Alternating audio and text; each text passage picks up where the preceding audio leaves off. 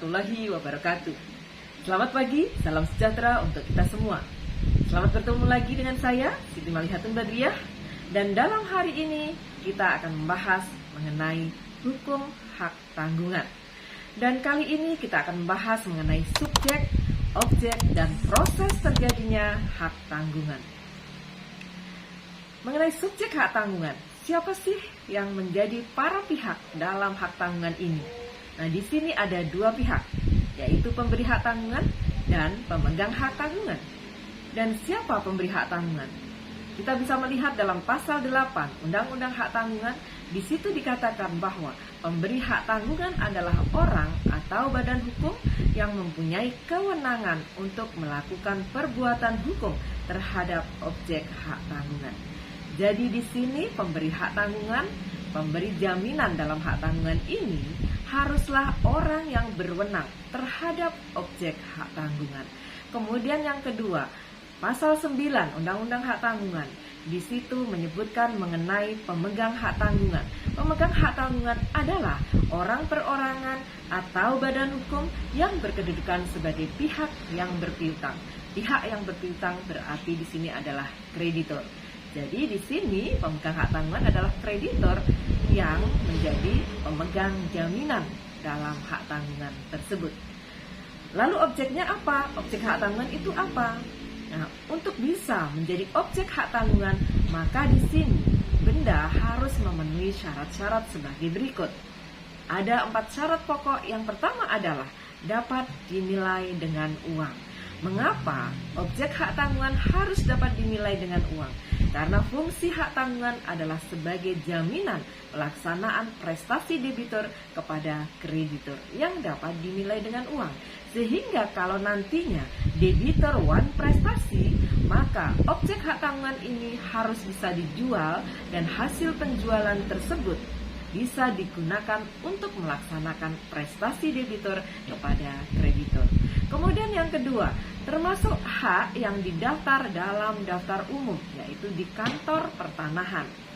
Jadi di sini hak atas tanah yang menjadi objek hak tanggungan itu harus termasuk hak yang wajib didaftar dalam daftar umum, yaitu di kantor pertanahan.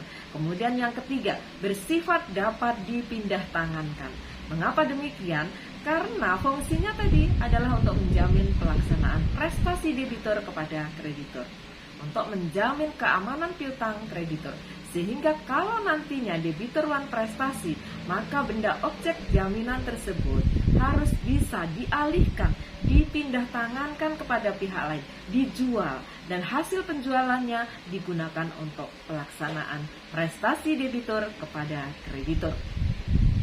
Kemudian yang selanjutnya, syarat selanjutnya adalah ditunjuk oleh undang-undang. Jadi objek hak tanggungan itu sudah ditunjuk atau disebutkan di dalam undang-undang. Selanjutnya, objeknya itu apa saja?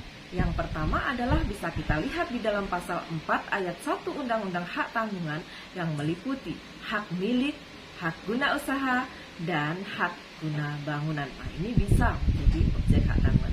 Selanjutnya dalam pasal 4 ayat 2 Undang-Undang Hak Tanggungan ada hak pakai atas tanah negara yang menurut ketentuan yang berlaku wajib didaftar dan menurut sifatnya dapat dipindah tangankan.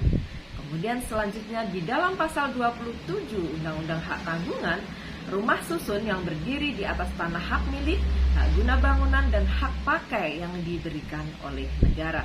Kemudian hak milik atas satuan rumah susun yang bangunannya berdiri di atas tanah hak milik, hak guna bangunan, dan hak pakai yang diberikan oleh negara. Selanjutnya, kita lihat pada proses terjadinya hak tanggungan atau pembebanan hak tanggungan. Nah, di sini harus melalui 2 tahap. Dan 2 tahap ini wajib dilakukan semuanya. Tahap pertama adalah tahap pemberian hak tanggungan. Dan tahap kedua adalah tahap pendaftaran hak tanggungan. Nah, tentu saja sebelum ada 2 tahap ini, karena hak tanggungan ini merupakan perjanjian asesor atau perjanjian ikutan dari perjanjian pokok, maka di sini harus ada perjanjian pokok terlebih dahulu. Perjanjian pokok itu bisa perjanjian apa saja? Perjanjian antara para pihak antara debitur dengan kreditur di sini bisa dijamin dengan hak tanggungan ini. Jadi bisa perjanjian apapun juga. Dan sekarang banyak sekali perkembangan dalam kehidupan kita sehari-hari, berbagai macam perjanjian itu berkembang dengan pesat. Nah, itu semuanya bisa dijamin dengan hak tanggungan ini. Nah, dalam hal ini, dalam perjanjian tersebut, kemudian juga ada janji untuk memberikan hak tanggungan dalam perjanjian pokok tadi, yaitu adanya timbulnya utang piutang antara para pihak, hutang pada pihak debitur dan piutang pada pihak kreditur. Nah, disinilah disebutkan ada janji bahwa akan diberikan hak tanggungan di situ. Kemudian tahap selanjutnya yaitu 2 tahap tadi, tahap dalam hak tanggungan ini. Yang pertama adalah tahap pemberian hak tanggungan. Nah, tahap pemberian hak tanggungan ini dengan dibuatnya akta pemberian hak tanggungan atau dikenal dengan APHT oleh PPAT, Pejabat Pembuat Akta Tanah, yang didahului dengan perjanjian utang piutang yang dijamin. Jadi sebelumnya sudah ada perjanjian utang piutang yang dijamin dengan hak tanggungan ini. Kemudian selanjutnya adalah tahap kedua, yaitu tahap pendaftaran hak tanggungan. Jadi setelah dibuat APHT, kemudian didaftarkan hak tanggungan tersebut di kantor pendaftaran hak tanggungan, yaitu di kantor pertanahan. Kantor pertanahan. Jadi bukan suatu institusi mandiri, tetapi di kantor pertanahan di sini. Nah, ini merupakan saat lahirnya hak tanggungan. Pendaftaran hak tanggungan ini menentukan kapan terjadinya hak tanggungan, kapan lahirnya hak tanggungan. Jadi 2 tahap tersebut harus dilalui. Pertama ada pemberian hak tanggungan di PPAT, kemudian didaftarkan di kantor pertanahan. Nah, keduanya ini harus semuanya terpenuhi supaya benar-benar terjadi hak tanggungan. Karena hak tanggungan ini lahirnya atau terjadinya adalah sejak saat didaftarkan di kantor pertanahan. Demikian mengenai subjek hak tanggungan, objek hak tanggungan, dan proses terjadinya hak tanggungan yang bisa saya sampaikan pada kesempatan pagi hari ini yang sangat luar biasa, dan semoga bermanfaat untuk kita semuanya, untuk kita sendiri, untuk seluruh masyarakat Indonesia maupun masyarakat dunia.